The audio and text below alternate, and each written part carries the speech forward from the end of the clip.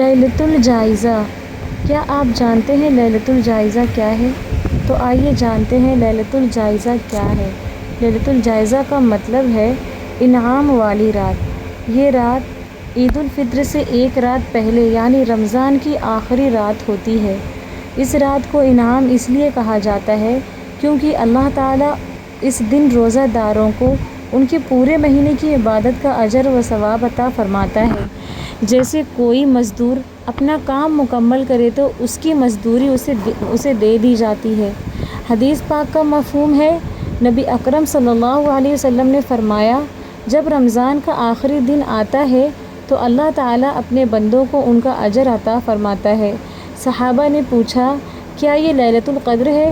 آپ نے فرمایا نہیں، بلکہ یہ انعام کی رات ہے۔ جب عمل مکمل ہو جاتا ہے تو اس کا بدلہ دیا جاتا ہے۔ اس رات کی فضیلت کیا ہے، آئیے جانتے ہیں۔ پہلی، عبادتوں کا مکمل اجر۔ پورے رمضان کے روزے، تراویح، تلاوت، صدقہ سب کا مکمل انعام اسی رات میں ہی اللہ تعالیٰ ہم انسانوں کو دیتے ہیں۔ دوسری، مغفرت کی رات۔ یہ رات گناہوں کی معافی کی رات بھی ہے۔ اگر کسی نے سچے دل سے توبہ کی ہو تو اس کے گناہ معاف ہو سکتے ہیں۔ تیسرا، اللہ کی خاص رحمت۔ اس رات اللہ تعالیٰ اپنے بندوں پر خاص کرم فرماتا ہے اور ان لوگوں کو نوازتا ہے جو اخلاص سے عبادت کرتے ہیں، دل سے رجوع کرتے ہیں۔ ایک اہم حقیقت، بہت سے لوگ اس رات کو شاپنگ میں گزار دیتے ہیں، کپڑے، جوتے، تیاریوں میں لگ جاتے ہیں، لیکن حقیقت یہ ہے، یہ رات انعام لینے کی رات ہے، اللہ سے انعام لینے کی رات ہے، اللہ سے عیدی لینے کی رات ہے، نہ کہ غفلت کی رات ہے۔ ہمیں اس رات کیا کرنا چاہیے؟ پہلا، نفل نماز پڑھیں، 2، 4، 6 جتنی بھی رکعتیں ہو سکے ہمیں نفل ادا کرنا چاہیے۔ دل سے اللہ سے باتیں کرنی چاہیے، اللہ سے گفتگو کرنا چاہیے۔ دوسرا، دعا کریں، یہ بہت قیمتی وقت ہوتا ہے۔ اپنے لیے دعا کریں، اپنے والد کے لیے دعا کریں، امت محمدیہ کے لیے دعا کریں کہ یا اللہ، رمضان میں جو کمی رہ گئی اسے معاف فرما دے اور ہمیں اپنا پسندیدہ بندہ بنا لے۔ اے اللہ، ہم نے جو بھی گمراہی میں اپنا وقت گزارا ہے، ہم نے اپنی پچھلی زندگیوں میں جو بھی گمراہی میں ہم نے اپنا وقت گزارا ہے، اے اللہ تو ہمیں معاف کر دے، بے شک تو بڑا معاف کرنے والا ہے۔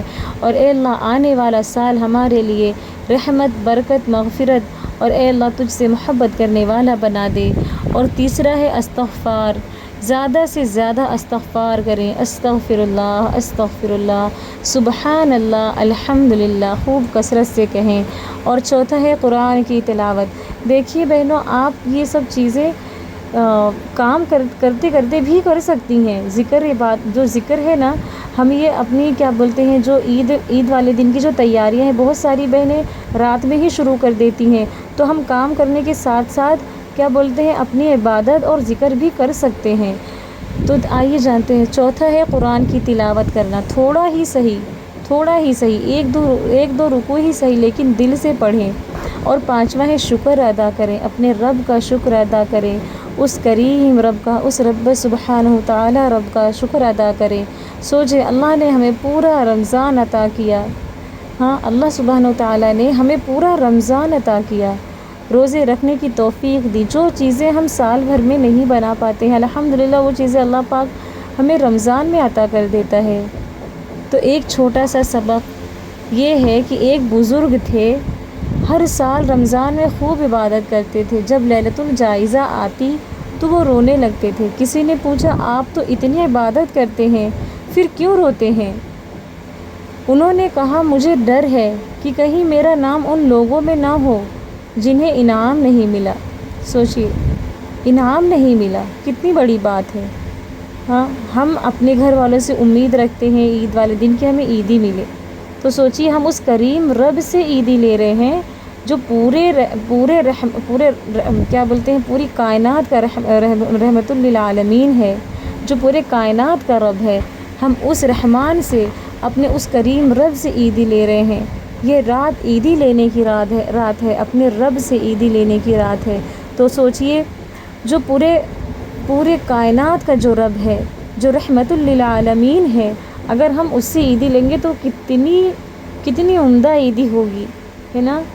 کتنی خوبصورت عیدی ہوگی ہماری اگر ہم اس کریم رب سے عیدی لیں گے، جس کے صدقے میں جس نے پوری کائنات کو بنایا، جو ہمارے نبی پاک صلی اللہ علیہ وسلم کا رب ہے، جو ہم سب کا رب ہے، ہم اس سے عیدی لیں گے۔ بتاؤ کتنی اچھی بات ہے، کتنی اچھی بات ہے۔ یہ سوچنے والی بات ہے کہ بہت سارے لوگ یہ رات سے محروم رہ جاتے ہیں، تو انشاءاللہ ہم سب اس رات سے محروم نہیں رہیں گے۔ ہم سب کوشش کریں گے کہ لیلۃ الجائزہ یعنی چاند رات والے دن کو ہم سب اللہ تعالیٰ کے لیے، اللہ تعالیٰ کے سامنے بیٹھ کر اللہ تعالیٰ سے خوب باتیں کریں گے، اور اللہ تعالیٰ سے اپنے دل کی باتیں کریں گے، اپنی جائز دعاؤں کو قبول کروائیں گے۔ بے شک وہ سب کی دعائیں سنتا ہے، وہ ہماری بھی سنیں گے، انشاءاللہ ضرور سنیں گے، اور ہم ان سے عیدی لیں گے، اپنے انعامات لیں گے، ہے نا۔ تو یہ سن کر لوگ بھی رونے لگے، ہاں، جب انہوں نے، وہ بزرگ نے ایسے کہا کہ لوگوں میں مطلب کہیں میں ایسے لوگوں میں شامل ہو جاؤں کہ مجھے بھی انعام نہ ملے، تو یہ سن کر لوگ رونے لگے۔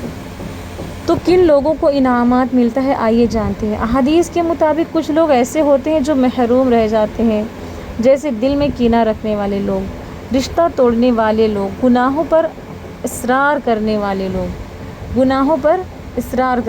لوگ کہ ہاں ہم گنہگار ہیں، اس لیے دل صاف کریں اور سب کو معاف کریں۔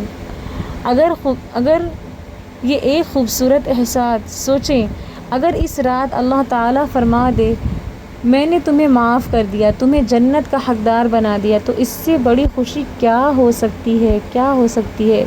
تو اللہ تعالیٰ سے خوب مانگے، اس قدر مانگے، اس انداز میں مانگے کہ اللہ پاک ہر ایک بندے سے کہے کہ اے میرے بندے، میں نے تجھے جنت کا حقدار بنا دیا، میں نے تجھے معاف کر دیا۔ تو اختتامی پیغام لیلۃ الجائزہ ہمیں یہ سکھاتی ہے، رمضان صرف گزرنے کے لیے نہیں تھا بلکہ بدلنے کے لیے تھا۔ اب فیصلہ یہ ہے، کیا ہم وہی پرانے انسان رہیں گے یا رمضان کے بعد بھی نیکیوں کو جاری رکھیں گے؟